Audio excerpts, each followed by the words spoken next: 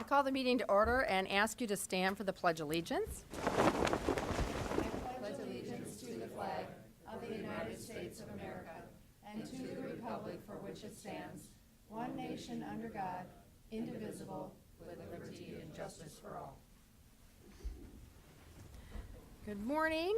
Welcome to the January 8th, 2019 meeting. And I remind you to silence your cell phones. The meeting documents are at the end of the counter. And if you need a listening device, Craig can help you with that. He's on the front up here.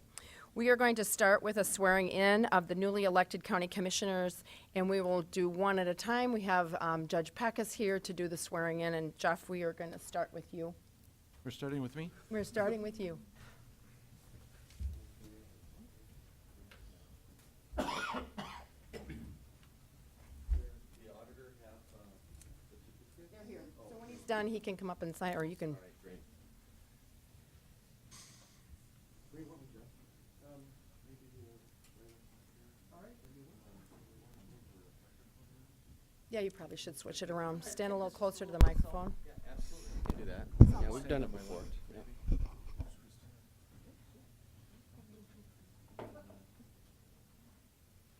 Norwegian. Nice Bible. Gave to my grandma in 1910. I was going to say, hi, how are you? I'm John. Yeah, it's good to see you. Yeah, good to see you again. All right. Good to see you. All right, please raise your right hand and repeat after me. I, Jeff Barth, I, Jeff Barth, do solemnly swear do solemnly swear that I will support that I will support the Constitution of the United States the Constitution of the United States and the Constitution of the State of South Dakota, and the Constitution of the State of South Dakota, and that I will faithfully and that I will faithfully and impartially and impartially discharge all the duties discharge all the duties of my said office of my said office of Minnehaha County Commissioner. of Minnehaha County Commissioner. Congratulations.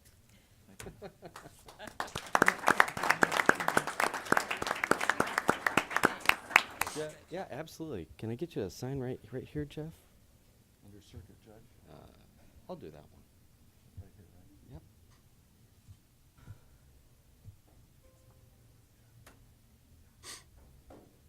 Thanks.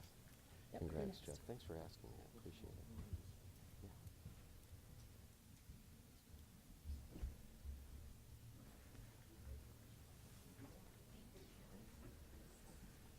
All right, ready to come forward, Gerald? I am.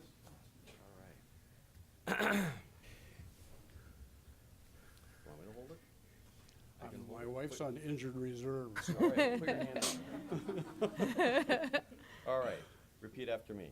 I, Gerald Benniga, I, Gerald Benniga, do solemnly swear do solemnly swear that I will support that I will support the Constitution of the United States the Constitution of the United States and the Constitution of the State of South Dakota, and the Constitution of the State of South Dakota, and that I will faithfully and that I will faithfully and impartially and impartially discharge all the duties discharge all the duties of my said office of my said office of Minnehaha County Commissioner. of Minnehaha County Commissioner.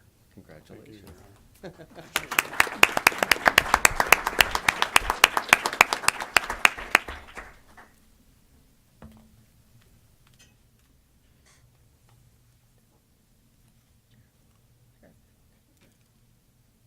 And we'll have Sheriff Milstead next.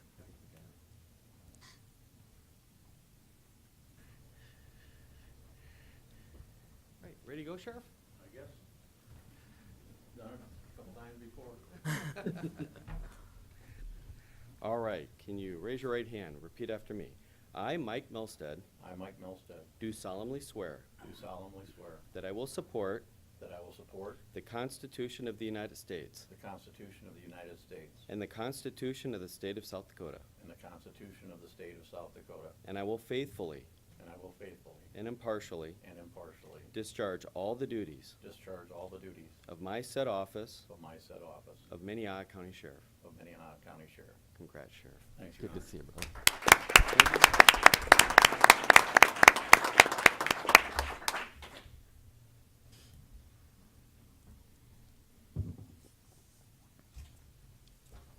That's great. Julie, you're next.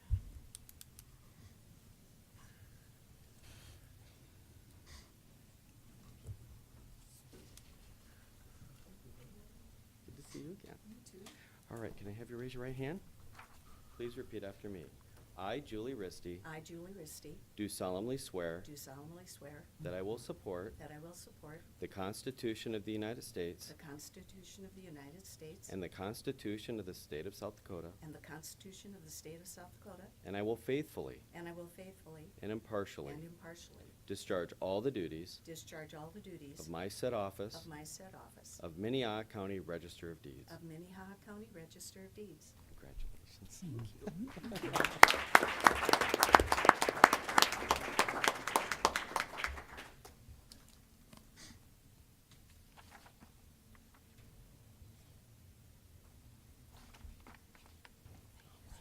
Of course.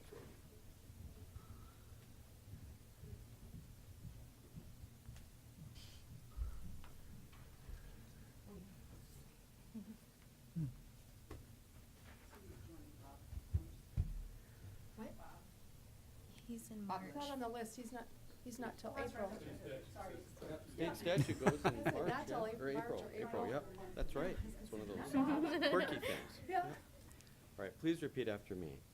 I, Cindy Heiberger, I, Cindy Heiberger, do solemnly swear do solemnly swear that I will support that I will support the Constitution of the United States the Constitution of the United States and the Constitution of the State of South Dakota, and the Constitution of the State of South Dakota, and that I will faithfully and that I will faithfully and impartially impartially discharge all the duties discharge all the duties of my said office of my said office of Minnehaha County Commissioner. of Minnehaha County Commissioner. Congratulations.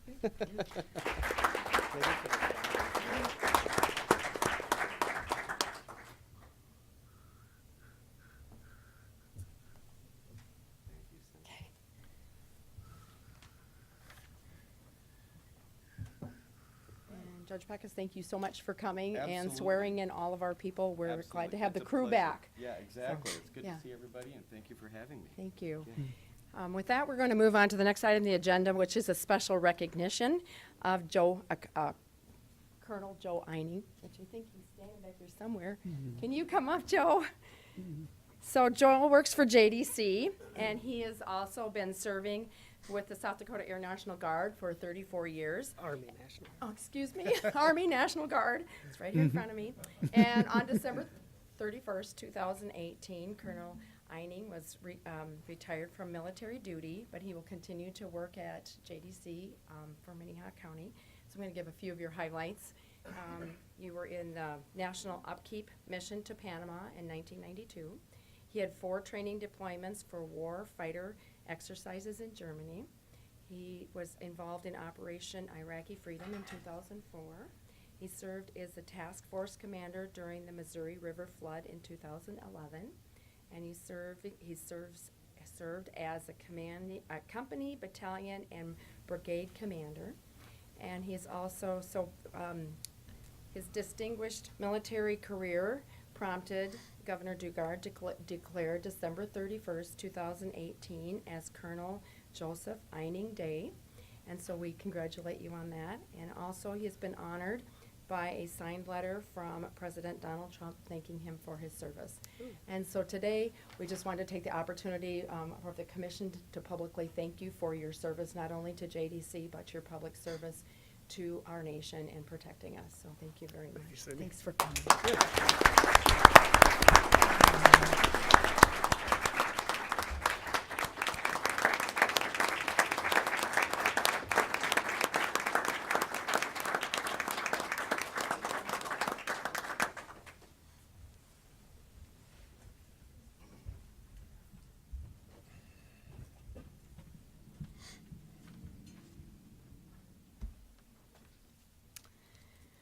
With that, we will move on to our special business, which is, we open our meeting with a motion to consider the current agenda, to approve the agenda. So move. Second. I have a motion and a second. All those in favor say aye. Aye. Those opposed, same sign. Motion passes unanimously. Next, I would take nominations for the chairperson for the 2019 year.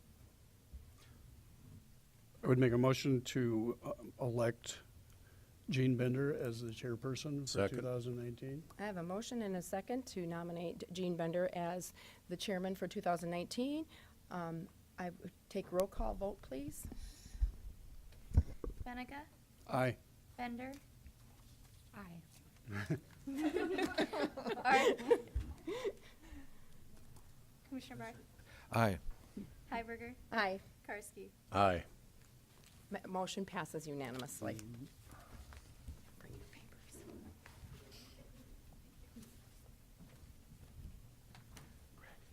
Switch the name, please. Well, thank you very much. I appreciate that vote of confidence. And I just want to take a moment just to say what a great morning this is. You know, we don't have such an opportunity to celebrate like we have this morning. And we do a lot of hard things here all year long. But I just want to congratulate all the people and thank all the people that were sworn in today. Running for office is not for the faint of heart. And I just really appreciate all the years of service that we get to be surrounded by here in the commission and the people that we get to work with every day of the year. So I just thank everybody for their willingness to serve in the military and their willingness to serve the county. So thank you. And with that, we'll move on to the next item on our agenda, which is to select a commission vice chairman for 2019. Nominate Commissioner Karski. Second? Motion and a second. All in favor? Oh, Aye. Aye. do we need a roll call vote? Oh, Sorry. yes. Sorry, roll call vote. Bender, Aye. Benega, Aye. Karski, Aye. Heiberger, Yes. Barth. Aye. All right, congratulations. Thank Thank you. Okay, so the next item is the designation of official county newspapers. Craig. Good morning, Craig Dewey, Commission Office. South Dakota Codified Law requires at the first meeting of every year of the County Commission that 3 official newspapers of record be designated. Bids were submitted from various newspapers, and this year is we have one more than last. There's a new qualifier to be a legal newspaper. So in the memo here, you see the different pricing for the newspapers regarding publishing meeting minutes as well as other public notices and their circulation. As you will note, publishing the minutes and other publications is a significant expense to the county when you consider what the commission has to publish as far as meeting minutes and notices, as well as other departments. As an example, planning and zoning, as well as the highway department, and additionally, the state's attorney has some publications that need to be published. There are some representatives from each of the newspapers here. If you would so desire to ask them any questions about their bids, I would stand by for any questions as you would select 3 legal newspapers. Are there any questions? Commissioner Are there Bender. any motions? Commissioner Heiberger? I just wondered if we should hear from each one of the representatives that are here, just a quick point. Okay, that'd be fine. Is there a representative from the Dell Rapids Tribune that would like to speak this morning? Go ahead. Okay, no one from the Tribune. Brandon Valley Challenger. Brandon Valley Journal. Jill. Well, good morning. My name is Jill Meyer. I'm the publisher and general manager of the Brandon Valley Journal. We started publishing in August of 2017. We are a community, locally focused newspaper. My newspaper was created with from shareholders, from local people that wanted a local news source. And I think we've been doing a pretty good job of covering everything from city to county. As you know, we have Dave in the seat here every week. We are sharing his expense with 2 other locally owned newspapers, the Garrettson Gazette and the Minnehaha County Messenger, as well as the Dell Rapids Journal, but that is not a legal newspaper now. We feel it's important to have these legal notices. As you know, starting a new business is not easy, and so we need to get our feet on the ground before we can really run. And when we're running, you're going to see more staff and more coverage of things, not only just locally in Brandon Valley Springs and the Brandon Valley School District, which is our coverage area, but as well as the county too. I guess I would hope you would give the new paper a chance, give us a year, see how we do. Looking at those figures on the deal, I would challenge the Challenger and the Dell Rapids Tribune subscription numbers.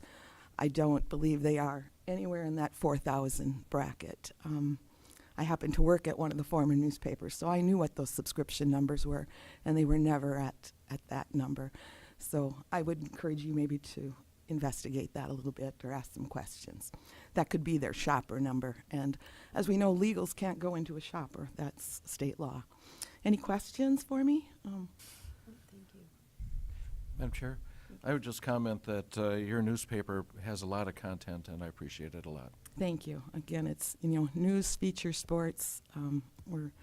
We're trying to be as much as we possibly can, and with the staff of myself and a reporter, we spend a lot of hours out there. And I do have a staff of 5 people, including myself.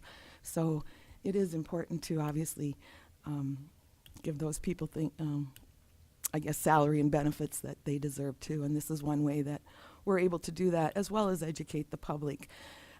As you know, these notices will be printed in the paper, but they are also available on our website free of charge, this SDNA website free of charge, and of course people would have the access to them from your website as well. So I think we hit a lot of avenues in getting your meeting minutes out there.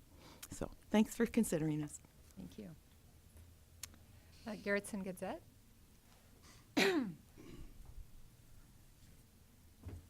Good morning, Commissioners. My rates, my proposal is the same as we had last year. Nothing's changed. Honestly, the 3 of us, the Minnehaha Messenger, the Garrettson Gazette, and the Brandon Journal, we teamed up this summer. You see Dave there taking pictures.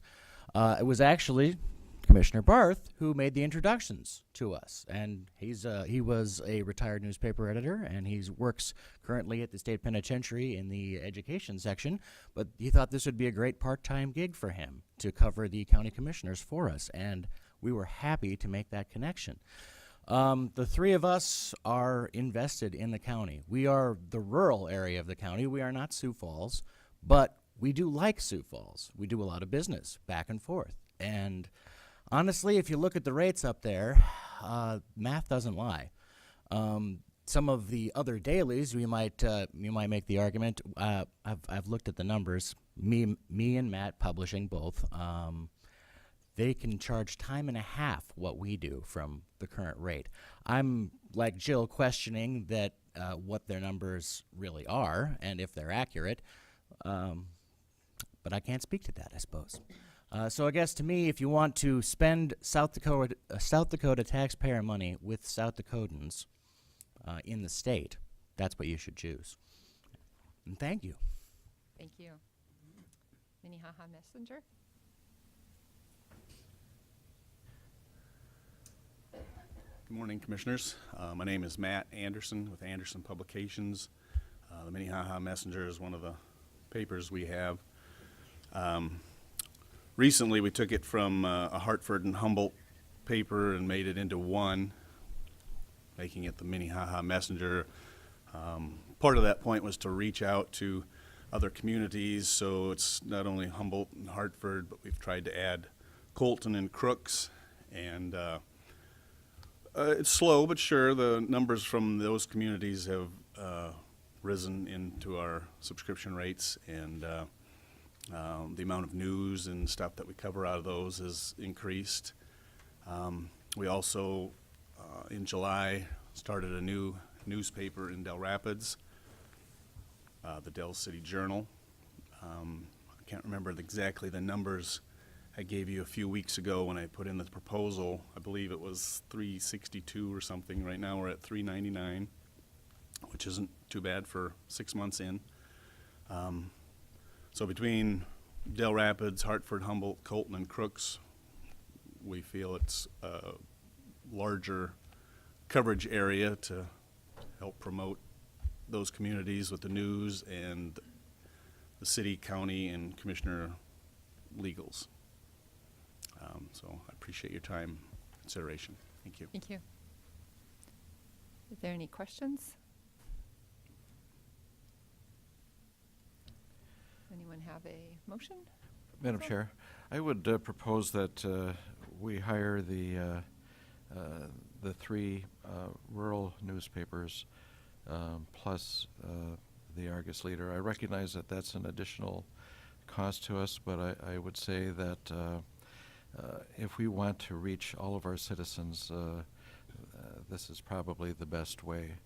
And, you know, it's, if we didn't have newspapers, we would have to invent them because it's difficult enough to communicate with citizens as it is. I don't know how often, especially in planning and zoning, we have a meeting where people said, well, no one ever told me about it. Well, it's printed in our agenda, it's printed in, you know, our minutes. We have it on the internet, we send postcards out, we put signs on the property, and still people claim that no one ever told them. Of course, then you have to wonder how they came to the meeting. But it's our best effort to try to give our citizens our information. And I guess I would make a motion to approve the 3 rural newspapers, plus I think by law we have to do the biggest newspaper, so, and the Argus Leader. Commissioner Barth, I would just ask you to clarify what you'd consider rural, because they have, because of the names. I'm not hearing you very well when you're sitting over there, not at being chairperson. Maybe Jean was always mumbling over there, but You know what, before I neglected to ask if there was somebody from the Argus here. I didn't see anybody from the Argus here. Is there anybody that wants to speak on behalf of the Argus? Their reporter is here, but all right. so Cindy, would you? Commissioner Barth, I just asked if you would clarify which newspapers you were talking about. I would like to do the Minnehaha Messenger, the Garrettson Gazette, the Brandon Valley Journal, and the Argus Leader. So motion, is there a second? I will second that for conversation. Did you have a comment that you'd like to make? Not yet. I'm trying to add the numbers in my head. Commissioner Karski. And I'm working on the numbers too. I don't think we have anything directly tied to them. Takes 3 votes, that's all it takes. Yeah. We'll add it up when after we vote, okay? You know, as somebody who's read the newspaper daily since my mom put it in front of me when I was about 6 years old and showed me the funnies page, I've been used to reading the newspaper for a long time. I have not received in the last 2 years a newspaper. I get it online every day, and I religiously still read the newspaper every day. I'm just curious, how many of, or are any of the, other than the Argus Leader, available online for reading? Okay. Subscription based. You get a PDF. Okay. I'm sorry, there's a state website too, SDNA has a legal website that has all the legals for all the papers in the state. Okay. Madam Chair, we need people Yeah, I was to going come to say, I them. think I'm going to need you guys to go to the microphone to answer the question. Thank you. Both Jill and I are available online. Mine is a subscription-based. I believe hers is as well. Basically, for me, you get a PDF of the paper that you can read on any mobile device, which is handy. And the point Dave was making is that all legal notices that you publish are available on sdpublicnotices.com. It's part of the South Dakota Newspaper Association. They do it all the time. And it's been active for I don't know how many years, a long time, at least 10. And so every legal notice that you publish with us is also published for free at no cost to you. Any other questions? Madam Chair, point of clarification, I don't believe Garrick identified himself by name the first time he was up there. Thank you. Garrick Moritz, owner of the Garrettson Gazette. Sorry. You need an address? I figured you saw the hat. Thank you, Garrett. We aren't currently online. Identify yourself as well, just so I don't get in trouble here. Matt Anderson. Yeah, thank you, Matt. The Messenger, Minnehaha Messenger. We're in the process of figuring out our bugs so we can launch online as well. So hopefully very shortly. Okay.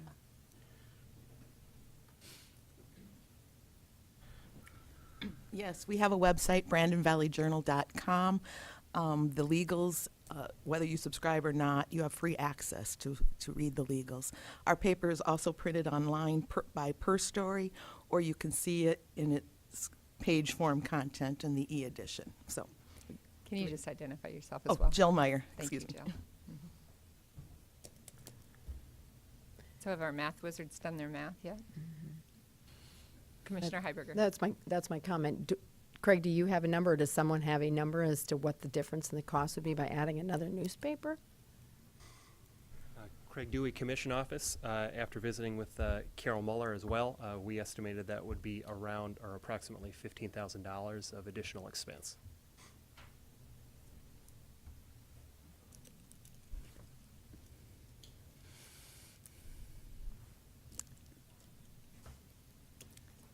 Chair, I can certainly carry the conversation forward if we need a pause from silence.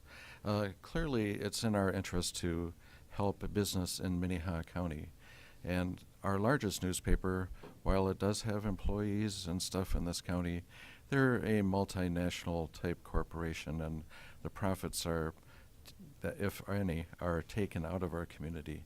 You can bet that anything that's invested in the Garrettson Gazette will be invested in a region within 5 miles of Garrettson, and maybe in Madison or something for printing. But these are our local businesses, and I don't think we should leave them behind as we go forward on declaring official newspapers. Further comments?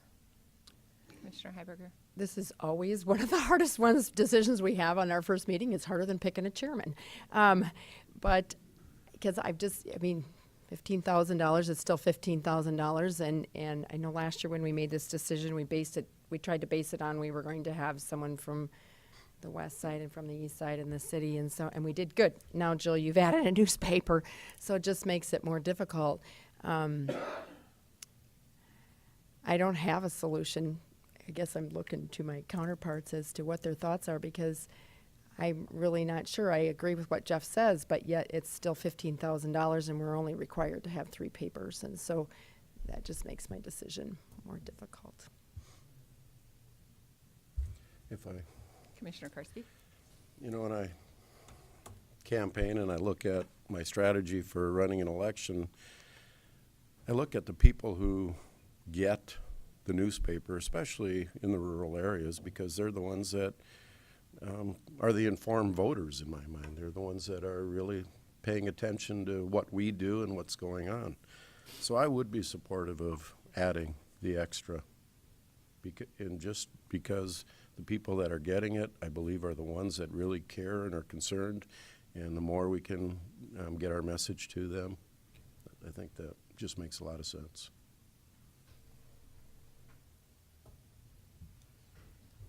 Commissioner Benniga? Well, if we're going to change the way we give information, I'd like to sit over there so I don't have to sit with Jeff for another 4 years. We've had this discussion privately, but no, we get along fine. Very friendly. We are.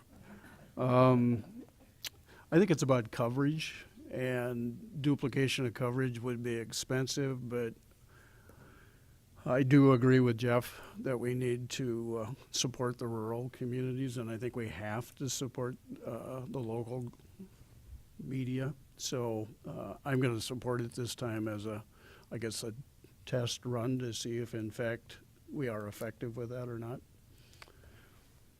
So we can get along, right? Yeah. Right, and if I may, I've said to a previous newspaper editor, if I punched Gerald in the nose and there was no reporter here to cover that, did it happen? Newspaper editor said, yes, Gerald would tell me. Any further comments? All right. There's a motion and a second. All in favor? Aye. Aye. Any opposed? Motion passes unanimously. Thank you all for coming this morning. Okay, that takes us to establish the record for non-elected department heads for 2019. Craig, did you have anything you wanted to say about that? Okay, I just need to read the names apparently, which means I have to get to that place on my computer. Here we go. So the non-elected 2019 non-elected department heads, Carol Muller for the Commission Office, Monty Wantabach for the Information Technology, DJ Boothie, Highway, Jamie Gravitt, Juvenile Court Center, Mark Krins, Facilities, Bill Hoskins, Museum, Carrie Jo Deaver, Human Resources, Scott Anderson, Planning and Zoning, Parks, Julie Hofer, Public Advocate, Tracy Smith, Public Defender, Carrie Benz, Human Services, and Chris Leela, Equalization. And then we also have some positions of public interest that aren't actually department heads. We are waiting for a new hire for Metro Communications. Jason Gearman is the Sheriff's Office Division of Emergency Management. Ralph Hammer is Weed and Pests. David Sorensen is Veteran Service Officer, and Charles Martinell is 4-H Advisor. I would look for a motion to approve. So moved. Motion and a second. All in favor? Aye. Any opposed? Motion passes unanimously. Thank you to all of those people for all their hard work. The next item is to appoint the Minnehaha County Coroner. And Craig Dewey. Good morning, Craig Dewey, Commission Office. I am not volunteering to be the coroner. We have an excellent coroner for a number of years in Dr. Kenneth Snell. And a contract was negotiated last year with Dr. Snell for services as a coroner. He also coincidentally serves as the medical examiner for the county and has engaged in a number of ways to try and save costs for the county and runs a really tight ship. So given that that contract is already signed, I would submit Dr. Kenneth Snell's name to you. Make a motion to nominate Dr. Kenneth Snell to this county coroner appointment. Second. Motion and a second. All in favor? Aye. Oh, I'm sorry, roll call vote. Karski, Yes. Barth, Aye. Hiberger, Aye. Bender, Aye. Benega. Aye. Thank you. So the next item is to determine the 2019 commissioner salary. Carol. Good morning, Commissioners. Carol Muller, Commission Office. Yes, South Dakota Codified Law 775 requires the Board of County Commissioners to establish their salary at the first regular meeting of each year. So, when you went through the budget process, you had conversations, and I recognize that this is one of your most difficult conversations that you all have to have during the year. Your salary for 2018 was $28,830.40, with an additional $1,000 for the chairperson in recognition of this role's extra assignments.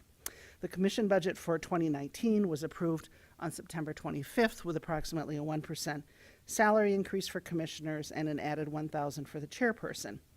This is divided into 26 pay periods, which is why you end up with this odd cents amount that we end up doing because of our system. In order to accommodate a number that's divisible for the payroll system, we would recommend adoption of $28,180 for commissioners and $29,120 for the chair. Thank you. Are there any questions, comments?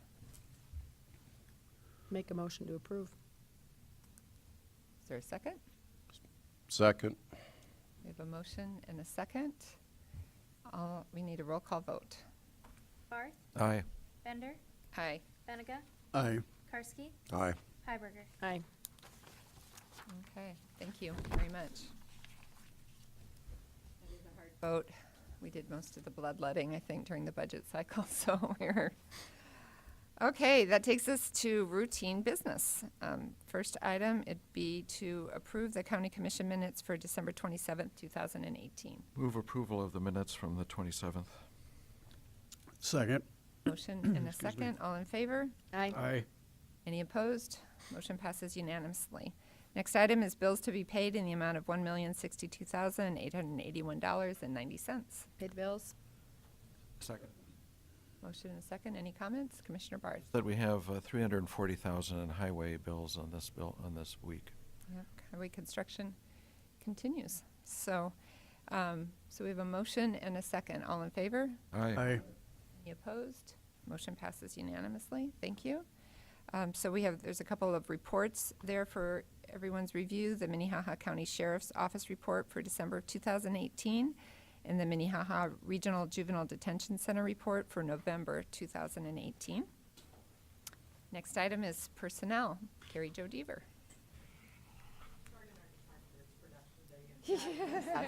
We're very thankful you all came. Thank you. Thank you. Good morning, Carrie Deaver from Human Resources. The first item I have for your consideration is the routine actions. Motion to approve routine Second. action. Motion and a second. All in favor? Aye. Aye. Any opposed? Motion passes unanimously. I have is to recognize the January 2019 significant employee anniversaries. I have a bit of a longer list. Celebrating 5 years of service, we have Michael Larson at the jail, Lindy Camrath and Austin Voss at Public Advocate's Office, Leah Bow at the Sheriff's Office, and Robert Harrison at the State's Attorney's Office, and Ellen Bozel at the Treasurer's Office. Celebrating 15 years of service, we have Maria Gonzalez and Patricia Hughes at the jail, Ryan Mickelson at JDC, Michelle Thomas and Mark Cady at the Public Advocate's Office, Janet Eden at the State's Attorney's Office, and Kelly Nyhoff at the Treasurer's Office. I'm really happy to let you know that we have several of these people in attendance. We have everybody from the Public Advocate's Office, and I think we have Ellen and Kelly from Treasurer's Office. Am I missing anybody?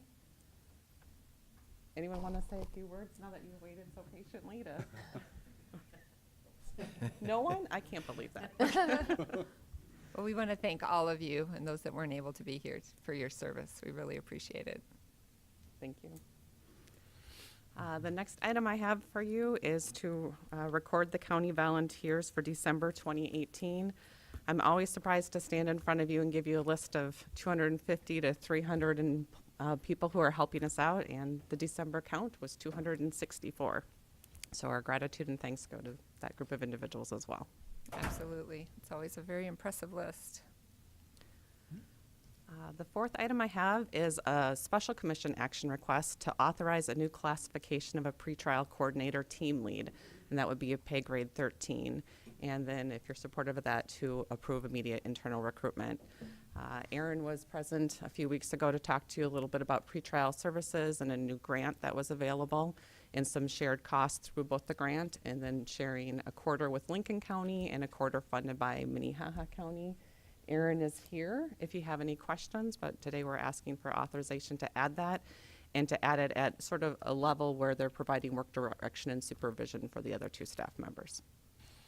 Are there any questions for Carrie or Aaron?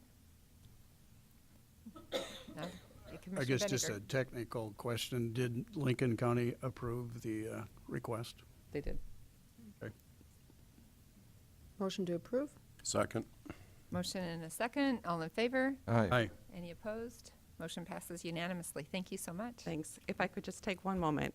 Chris Lilla, who is your new Director of Equalization, is here today. I thought I would just give him a chance to introduce himself if that was all right. Perfect. Thank you. Thanks. Good morning and welcome. Thank you, Chris. Good morning, Chris Lilla, your new Director of Equalization. I just want to extend my thank you for the job offer. Day 2, my head is still swimming. Hopefully I can be a great asset. I've got a lot to learn with their processes and how they're doing things within the office. Some redundant systems, some redundant entry, but talking with a few and knowing what I know, give me some time. Can't guarantee any deadline dates as of yet. We've got to get through April through our county boards and March with our local boards. But when we get done with that, I'm going to try and hit the ground running hard, and hopefully talking with Monty, and my goal would be to possibly by the end of this year to have the AS400 system for our office's purposes done. But we've got some steps to take, some processes to figure out. But that's my goal right now, and if we can do that, then the next step would be to bring Encode fully on board. With that, that's where my expertise lies, is with the ProVal and the Encode software. So hopefully I'm a great service to you, and I appreciate the opportunity to come down here and work. So thank you. Thank you. Welcome. Thank you. Okay, so that takes us to item 13. It's the application for abatement.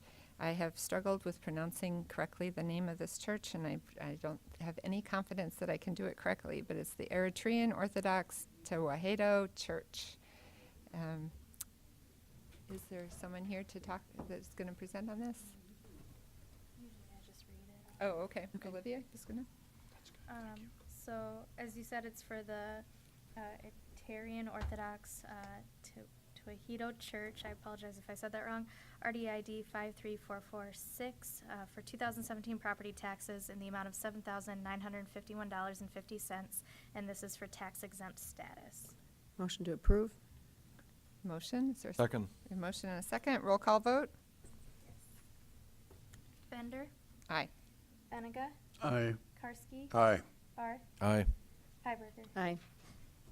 All right, passes unanimously. Thank you very much. So the next item, item 14, is notices. It's an authorization for the auditor to publish a notice of hearing for an application to transfer a retail on-sale liquor license. Olivia?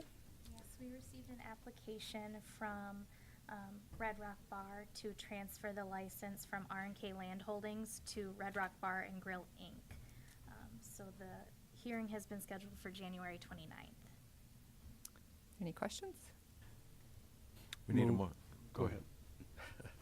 We need a motion. I'll make a motion to authorize the auditor to publish notice of hearing for this application of transfer. Second. Motion and a second. All in favor? Aye. Aye. Any opposed? Motion passes unanimously. Thank you.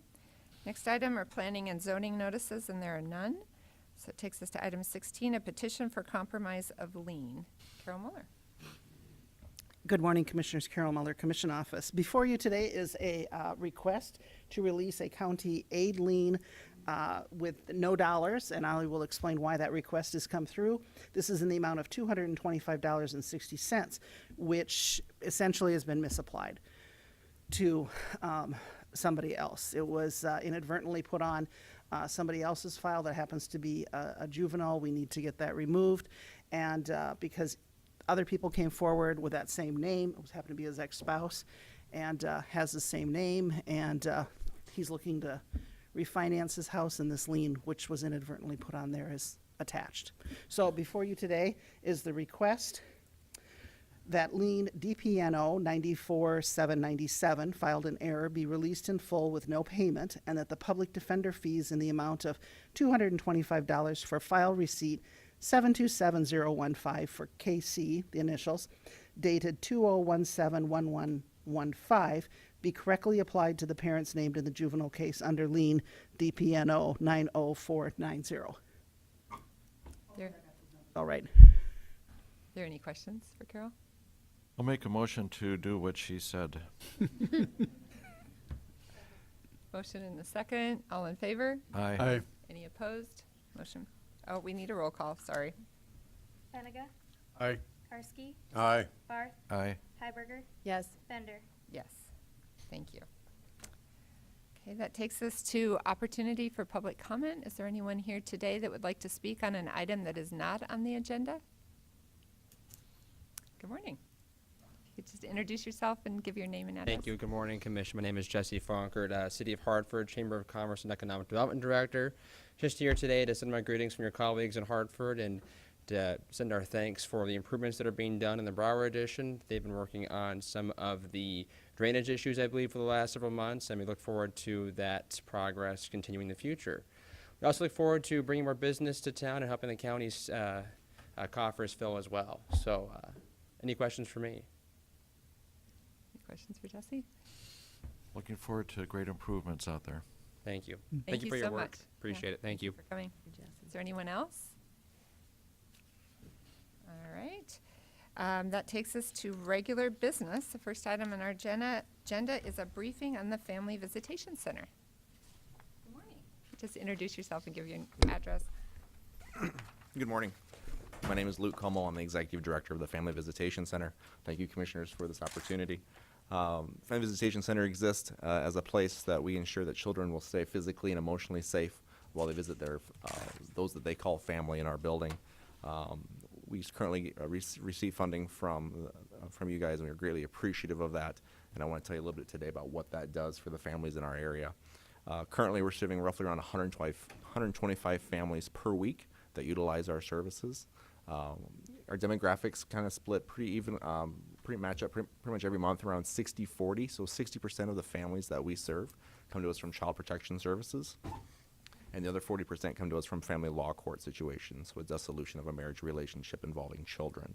So the funds that you help support is those 40% of what we do for families that need to utilize our services, in which there's not funding to fully pay for the services that it would take to run the facility. So looking at who we are and what we do, our annual budget is roughly around $800,000. and our billable service is around 550,000. So our development goal each year is usually around 250,000 or more each year, and the funds that you help provide for Family Visitation Center helps offset that. So that's a huge blessing to us. So thank you for that. That 40% of the families that we serve that come to us from the family law courts currently right now is between 60 and 65 families that we're serving that utilizes those funds that you guys help us with. And the issues that we have seen in the last few years that have risen is methamphetamine use, mental health, alcoholism, and things like that are predominant reasons on why families come to utilize our services. Some of the great qualities and things that we're proud of is that we're able to serve families in a safe environment and keep children safe to the best of our ability. We do that. Our building is a locked building, and so in order to utilize our services, you have to be vetted in. We take security very seriously in who we are and what we do, making sure that everybody stays safe. Community partnerships is a huge goal of ours, and we've seen great strides in this, and it starts with you guys and what you guys have done and provided in funding for us. In that, we've been able to utilize that. People ask a lot about what does the county provide, and then when we're able to say that the county helps support this mission in the community, people like Sanford, Avera, Larson Doors and Brookings, Salmon's Financial, large donors have stepped up to help meet that goal each year. So I thank you so much for that and being part of that mission. And lastly, I want to tell you in the last year, something that has been birthed in a large cooperative fashion was as our city has grown and the complexity has grown with families, obviously we run into situations where we get to capacity, where we're running at, we're serving as many families as we can and continue to have families walk in that need our services. And so when working with our local circuit judges, Judge Peckus and Judge Long, we sat down and had many meetings on how are we going to meet this need in our community when judges are referring families to us and we're at capacity and people need to use us for longer durations of time. And we came up in a cooperative effort in regards with a tiered system. So as families come to us from the family law court system, they're with us for 6 months, and then after that 6 months, we write an objective report that during that time, these are the safety infractions that we saw, or there was no safety concerns during those 6 months.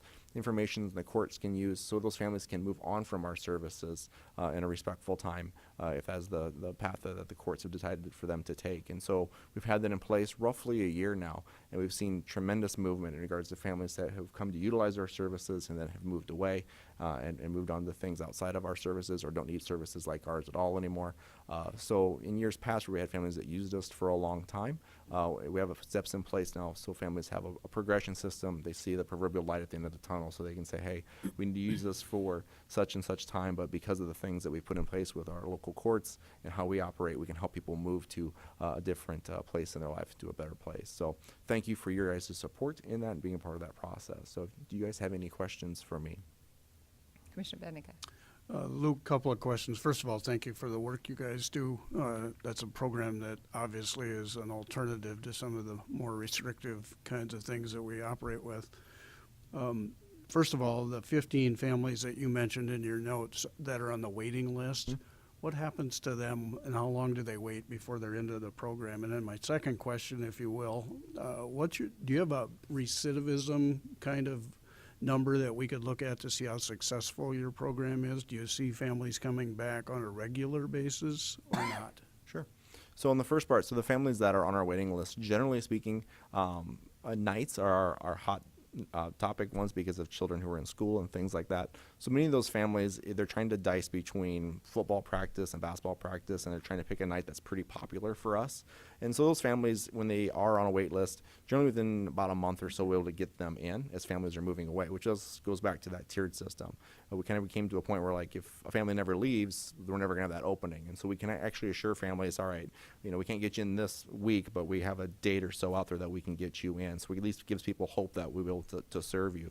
In regards to recidivism, going to that 60-40, 60% of child protection services and 40% is that private pay family. The recidivism on the 40% would be very low. I don't have that specific statistic for you. It would be much higher on the child protection services side. But for the most part, most families use our services for a duration on the private pay side, those that come to us from family law court, and able to use our services and hopefully get to a place where that party doesn't have to be supervised anymore, and then they move away. And generally speaking, we don't see them again. Okay. So. Thank you. Mhm. Are there any other questions? Thank you so much for coming. Thank you so It much. is very valuable service that a lot of people aren't aware of, but it really helps keeps families, and it works for the best interest of the kids. So thank you so much. Thank you. Okay, that takes us to item 18, which is a motion, which I'll consider a motion to reappoint David Sorensen as the Minnehaha County Veterans Service Officer for the term of 4 years. Jamie Phelps. Good morning. Jamie Phelps with Human Services. The County Vet Service Officer position falls under the Human Services Department here. And our recommendation is to reappoint David Sorensen.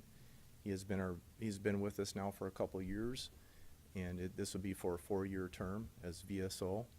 And he's provided excellent customer service and service to our veterans in the community, in the county, and even at times veterans that come from outside of the county that he's dealt with. And he's done extensive outreach to different groups and to all the nursing homes in our community, as well as rural areas up in Dell Rapids, Garrettson, and so on. And we recommend approval to reappoint him for the next 4-year term. Do you have anything you'd like to mention, Dave, or do you have any questions for Dave? Anyone have any questions for Jamie or for Dave? I would make a motion to reappoint Mr. Sorensen. Second. Motion and a second. We have a roll call vote. Karski, Yes. Barth, Aye. Heiberger, Aye. Benega, Aye. Bender. Aye. Congratulations. Motion passes unanimously. Thank you. So that takes us to item 19, which is to consider a bid award recommendation and authorize the chair to sign an agreement between Minnehaha County and First Rate Excavate, Inc. DJ Bruthy. Good morning, Commissioners. DJ Boothie, Highway Superintendent. The Highway Department held a bid opening on December 19th for a culvert replacement project. The culvert replacement project replaces 10 of our worst culverts in the county. Sizes range from 24-inch to very large double-barrel box culverts. And so at the bid opening, we received 5 bids. They were grouped pretty well all together. All of them just a little bit less than our engineer's estimate. The low bid was First Rate Excavating, $1,078,000, or I'm sorry, $1,078,000. So asking for you to approve the award of this bid and signing the contract today, and I'll stand by for questions. Commissioner Heiberger. This is only 10 culverts, and it's a lot of money. Can you kind of give me a range as to what the cheapest one is and what the most expensive? Because if you average them out, it's $100,000 a piece, and obviously we know that's not what it is. So, sure. What's your kind of The range? smallest one is a 24-inch culvert, so that one obviously isn't going to cost $100,000. Right. The sizes range from 24-inch at the smallest. Sorry, the font is pretty small, so I'm going to have to look at a different page here. I probably could have pulled it up and given you the answer. That's all right. So we've got a 24-inch, a 36-inch, a 48-inch, a 60-inch, an 84-inch, and then those are all fairly inexpensive culverts. The large ones are a 12 by 6 precast concrete box culvert, a 2-barrel, 8 by 8 foot precast box culvert. So that's 8 by 8 and an 8 by 8 all in one pipe section. So those are very expensive. I was just looking for you to ballpark it. Is maybe one culvert might be $1,000 and one might be $250,000. That's what I was just looking for, DJ. And the last one is the last very large one is a 12 by 8 foot box culvert. So the very large box culverts, they can be a couple thousand per linear foot to purchase them and install them. So that's how the price gets averaged out to be $100,000 per culvert. An interesting fact with this project, I mean, it's a really large project for us. Just the asphalt prices alone to pave back the asphalt after we're installing these culverts is over $100,000 worth of asphalt. So part of that is because asphalt prices are really expensive right now. I think we're paying over $100 a ton for asphalt for this project. It's patching work, so that is going to be a little bit more expensive, but we're used to paying $40, $50 a ton for asphalt. One more question. Sorry. Commissioner Go ahead. Karski, did you have something? Well, yeah, the contractor's estimate, as you said, DJ, was over $1,350,000. So I just want to congratulate you. I mean, how you manage the department, how you know, the timing on bidding, on bid letting, and the aggressive nature, how you pursue this stuff. So, I mean, it all comes back to the savings for the county. So just want to thank you and your staff for the work that you've done here, because it does result in a savings. So appreciate it. Thank you, Commissioner. It's big thanks to the staff for identifying these culvert replacements. A lot of times we're out replacing culverts in an emergency situation after they've failed. And so we conducted a pretty large inspection program 2 summers ago and identified these projects for design and replacement before they actually fail. Makes it a lot cheaper that way too. Mine was just a comment too, that the completion date is October 15th, which means you guys are really working. I mean, they're going to be working quickly to complete these. So. Are there any other questions for DJ? Okay, if not. Move approval. Second. We have a motion and a second, and we have another roll call vote. Barth. Aye. Heiberger. Aye. Benega. Aye. Karski. Yes. Bender. Yes. Thank you. Motion passes unanimously. Thank you very much. That takes us to item 20, Sheriff's Office, give an explanation on a proposal to expand the EMT deputy program to increase certifications from 15 to 20. We have Sheriff Milstead and Joe Bosman. Morning, Commissioners. Lieutenant Bosman's with me in case you have additional questions, but as you recall, years back, to help address some of the issues, the EMS issues in the county, I brought you a recommendation to train deputy sheriffs as EMTs, a certain number of them. We started with a small group, and we've grown now to 15 of our road deputies are emergency medical technicians. That training involves roughly 150 hours of classroom and hands-on training, national certification, biannual refresher training of about 24 hours. It requires additional dedication by the deputy, you know, because they actually get into deeper into medical care for people that are having a medical emergency. It's really proven to be very beneficial. If you'll recall, in 2017, the Fitch study discussed the EMT program and the impact that it has had in the county to provide better medical service on the scene of incidents, in particular until the ambulances get there, or also in addition to assisting the ambulances once they are there. So it's really proven beneficial. Just earlier last month, Dr. Luther, your medical director, was up here and talked again while he was giving his report on the ambulances, talked about the value of the EMT program. EMT deputies make $1 an hour extra in specialty pay. That is part of our budget when we budget for our 15 deputies. I'm seeking to move forward to train 5 additional deputies, so we'll have a total, almost roughly half of our deputies, sheriffs in the patrol area will be EMT deputies if this is authorized. Cost to the county, impact on the budget, I think I can absorb it within the 2019 budget. It'll probably be the actual cost of the specialty pay will be about $6,500 because we won't have them up. They don't receive the pay until they're certified as EMTs. The training of each deputy is funded traditionally through the Emergency Management Training Fund, and so that training will cover through that fund again. It's about $750 per deputy. And then the ongoing year-to-year expense, if none of them get a different specialty pay, because it would be reduced if they get a second specialty pay, it would be roughly $10,000 a year. I think the return on investment is incredible. And the value that your medical director and Fitch and Associates explained to the county, I think tells me, tells you, and I think it tells the citizens that this is money well spent. And again, I think I can absorb it within my 2019 budget. And I would bring that increase of $10,000 roughly to the budget hearing for 2020. Commissioner Heiberger? Just a comment, and I think this is a great idea when the deputies are usually the first person on the scene when something happens, and to be thrown into that situation as a deputy and not feel confident in what you're doing is not smart either, and just to give them the education they need so that when they do come on an accident or somebody who's had a heart attack, they know how to respond immediately instead of fumbling through and feeling like they missed something.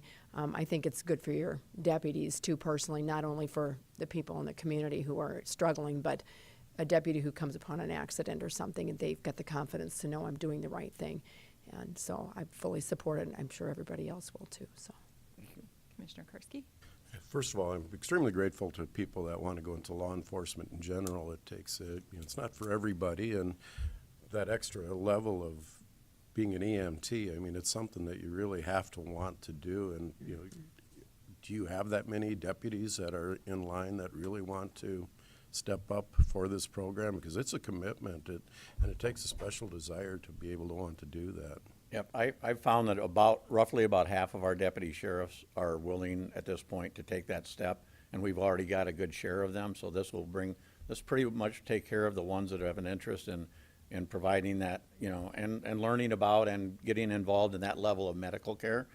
But we've got good trainers, we've got an RN that works for us that does the refresher training, so they're able to knock that out as they're coming on to shift or going off of shift, so we're able to reduce any overtime expenses with that. But it's really valuable. But you're right, it's not what they all signed up for, and it's not, and so I'm really grateful for the number that have stepped up. So if this is accepted, that we'll have 20 of our deputies that will be trained as EMTs.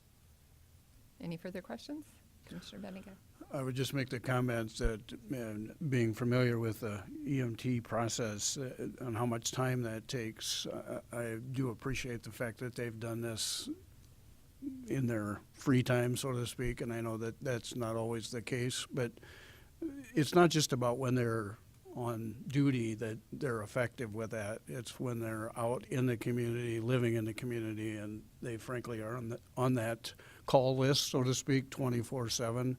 So I think it's a great investment in Minnehaha County's emergency management group. Thank you. Anything else? motion to approve? Second. Oh, it's just a briefing? That's what I thought. Sorry. And it is a briefing, but I didn't know if if it's okay, I'll move forward with it. I mean, that's my plan, is to move forward with. I think you heard pretty Okay. universal support, so thank you. Thank you. Okay, the next item, item 21, is the annual review of Minnehaha County Facility Power Outage Response Protocol. Craig Dewey. Good morning, Craig Dewey, Commission Office. The County Policies and Procedures Manual requires that a review be conducted of what needs to happen if the power happens to go out at the county. As I recall last year, I don't believe there was any outage of any significance. However, it is important for all staff to know what the procedures are in the event that that happens. And so that policy has been forwarded to department heads as of December 26th. And the department heads have reviewed that with their staff members.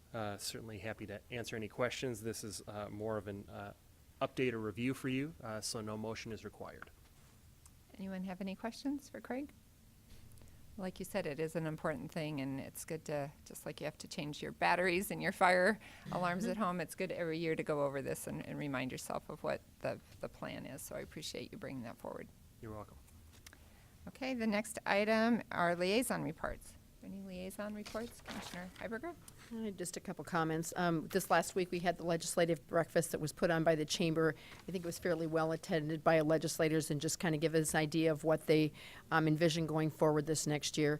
I did step out a little early and travel to Aberdeen in my capacity as the state JDAI co-chair to visit with Brown County about their progress and where they're at with changing the way they deal with juveniles in the law enforcement side, or juveniles that are in trouble. So it was a good meeting. Thank you. Anything else? Okay. Oh, Commissioner Benega, sorry. Just briefly, I'd like to recap. Some of us have already seen this list, but I'd also like to thank Mark Krenz with the capital improvement schedule that he provided us. We budgeted last year just over $4.5 million for building fund appropriations. And he brought that budget in with adding additional projects and doing some of those internally at $4,350,000. So he saved another $220,000 in his budget and enhanced the number of capital improvements that he accomplished. So that's a great accomplishment, and I want to thank everybody for their contributions in that. Thank you. Commissioner Barth. I'm going to just comment on the Metro Communications. We also met, and we're not picking a permanent new director yet because there are several irons up in the air on this where we have potential new location, expanded capabilities, etc. So we're working to accomplish that. Michelle Boyd has been assigned to assist Jessica, what's her last name, Mulder? Anyway, and to move the process forward, we decided that bringing someone in midstream here during all this tumult might be too much, and we'll wait a little bit here. We hope to really have a new director very soon, though, and the Argus did report on this, as did Teresa Staley. Okay, thank you. Anything else? All right, that takes us to old business. Is there any old business? New business, I think Carol Muller is going to introduce the topic for us.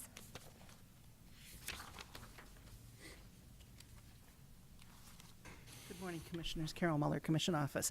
One of the things that our offices have gotten calls on, and I know you all have gotten calls on the last couple of weeks, has been property taxes, the number that people need to pay for 2018 payable in 2019. There's been some changes, some challenges that have gone through. Staff has been working very diligently, even over the weekends, in order to do that. Auditor Bob Litz and IT Director Monty Wattenbach are both here today and can take you through a little bit more of the details through that. Thank you. Good morning. Good morning, Commission. Bob Litz from the Auditor's Office. Monty Wattenbach with the County IT Department. I wrote up kind of some notes here and a timeline to give you some of the details and an update regarding the property taxes due in 2019. So on the positive note, there are no significant software or computer issues, rather a series of small items combined with some bad timing. So to kind of walk through kind of a chronological order of some key things and dates to be aware of. On November 19th, the county auditor's office sent the taxes to the state to be certified. So that process I've always heard about, but didn't really know what it did, but the state has to certify levies for taxing authorities like school districts that cross county borders. So they send those to the state to make sure that those levies are the same between different counties. Anyways, that took them a full 5 weeks, but you throw Thanksgiving in there, so they had probably 4.5 business weeks to do that. They were not complete with that process until December 21st. So really right there, that kind of put the county under the gun because of how the holidays fell this year.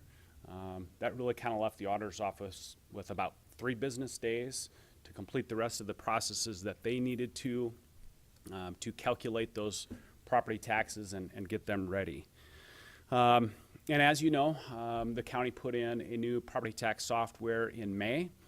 So some of those processes are brand new to the county, to the auditor's office. So they're going through those steps for the very first time using some high-level directions from the vendor and support from the vendor as needed. So anyways, like I said, we got that back from the state on December 21st. At the end of the day on December 21st, it was identified that some owner-occupied statuses were not properly migrated. So when that was identified at the end of the day on the 21st, we really couldn't get together as a group and really create a plan and do anything about it until the 26th, because the 21st was a Friday before Christmas. As you know, we had Christmas Eve off on the 24th, Christmas Day the 25th.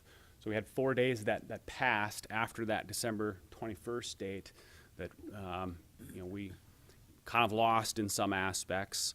So on the 26th, we got together with the auditor's office, IT and the auditor's office, to come up with a plan. It was deemed that we would work with the state, make sure they could certify those taxes. Otherwise, we'd have to come back with abatements for all of those. Anyways, they agreed that they would recertify. So we went ahead and updated those 600 records. That was completed at about noon on the 27th. And you can see this timeline's getting really close to the end of the year. So they verified with us that we could go ahead and proceed. And then, as you know, December 31st, you may know, the state was closed. So any correspondence with them really didn't happen on December 31st. So just the timing of things was very challenging in that regard. And the auditor's office continues to work through the processes that they need to go through in order to calculate and get those taxes ready and available for us to receive in the treasurer's office. So like I said, it's a new process. Our auditor's office, the folks that work with property taxes are very detail oriented. If there are 2 reports that have some things that don't look right or don't balance, they notice that and they work to try to find answers to those. Sometimes it's anomaly with an abatement or who knows what. Sometimes in some situations they have had to work with a software vendor to identify the cause of those issues. So anyways, they're working through that. I guess moving forward, some recommendations and some ideas that we've had with the auditor's office is we really need to get those certifications back from the state sooner than December 20 anything.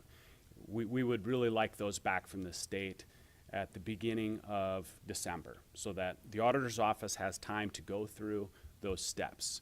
Next year they will have been through it once, so that will help. But still, if we get them back at the beginning of December, they'll have time to properly go through and do what they need to do. If that means that the county needs to provide that information to them sooner than November 19th, if that means we have to give it to them by November 1st, so they have, if it takes them 4 weeks, then that's maybe something we have to do moving forward. I think the issue with the owner-occupied status, IT owns that issue. That was on us. Had that not happened, I don't know that it would necessarily have changed some of these things.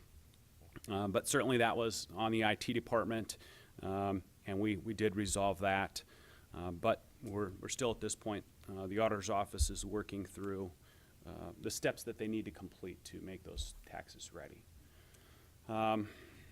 With that being said, I'll answer any questions you may have.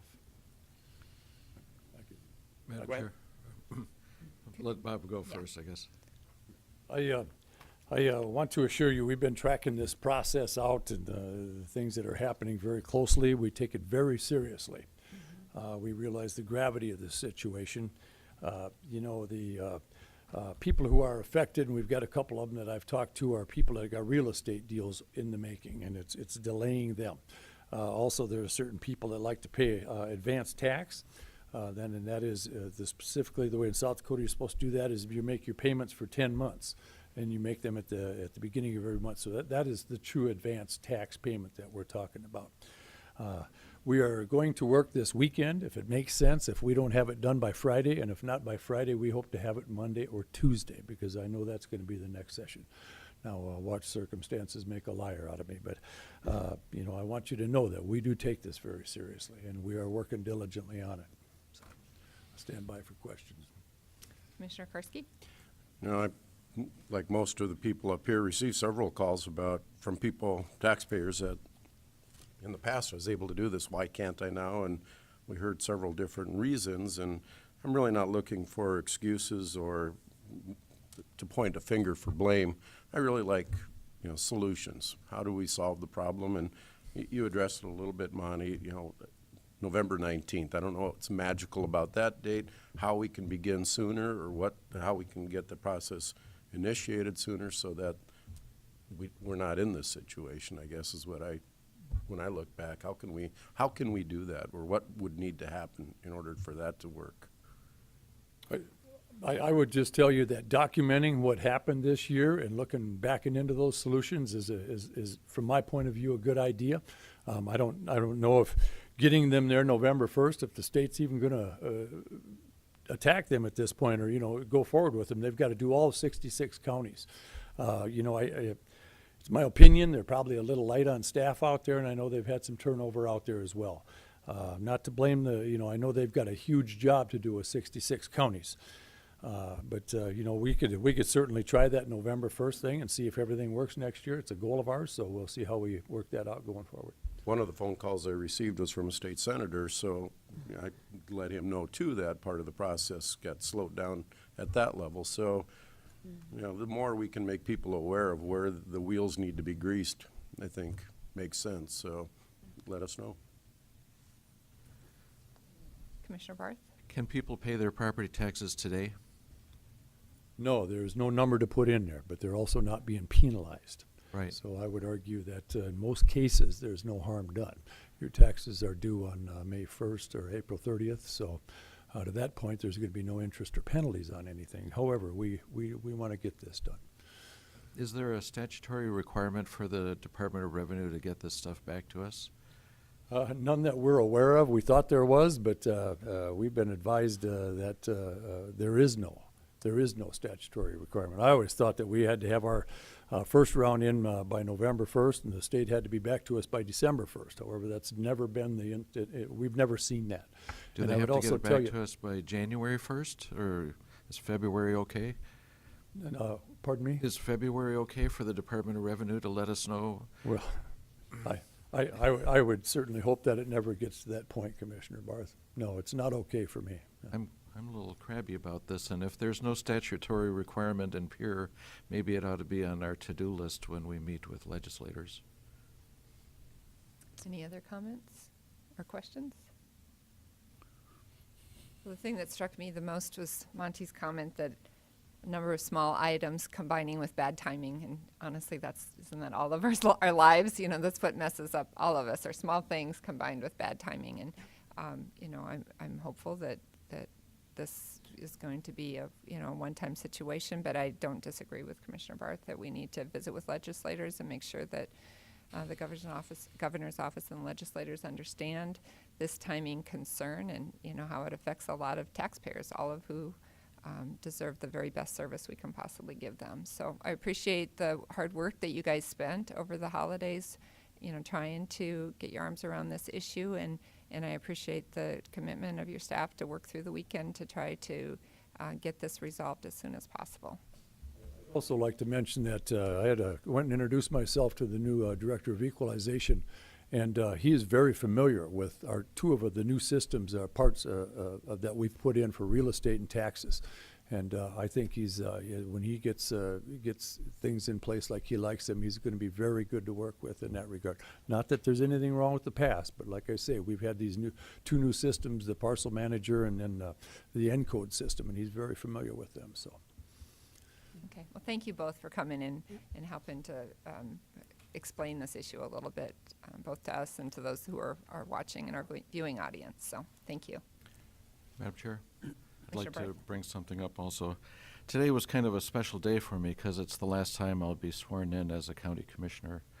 And I have to congratulate my fellows who were also sworn in today and the other county officials. I've got to say that in a time when our public institutions, our civil institutions are under attack at many levels, there's no question in my mind that we 5 commissioners operate with complete integrity and good faith, trying to move the county forward. And in my last 4 years on the job, if I live that long, I'd like to continue to work to make this county the best damn county in the state. And so thank you all very much. Thank you. Craig Dewey. Good morning, Craig Dewey, Commission Office for the last time here this morning. The legislative session is upon us and is starting today at noon. The governor will provide the State of the State address. As you are familiar, from time to time during the session, the commission sends a lobbyist, which is me again this year, to lobby on your behalf as far as different bill priorities are concerned. As you're aware, legislation can change very quickly. Sometimes an amendment can be added to a bill that changes it in committee. Therefore, there would only be a necessary requirement of a couple days before that bill could be considered on a full floor vote. Typically, you will receive weekly updates regarding the legislature, which those briefings will start next week. But in the event that short scenario arises where quick turnaround is provided, just wanted again this year to talk about that process with you, how you would like to approach it. In 2018, the way that the commission approached that was if there was not time to get input from the full commission on the position of a bill, that the commission office would coordinate directly with the chair to discuss whether or not a position should change up or down or stay neutral for a specific piece of legislation. No full action is required by the commission, but I certainly would appreciate your input as to how you would like to proceed for the 2019 session. Any comments, questions? Commissioner Heiberger. I'm just, having done it last year, I think it worked well. I don't think there was anyone unhappy with decisions that Craig and I made last year, which would have been last minute decisions, and I think the process worked well. So that would just be my input. Anyone else? Okay, hearing nothing else, we'll go with the existing protocol and put that into place for this year as well. All right, thank you for your input. Okay, thank you. So that takes us to the end of our regular agenda. I'd entertain a motion to recess, and then we would reconvene in at about 10:30. Let's go to recess. Second. Motion and a second, all in favor? Aye. Motion passes unanimously, thank you.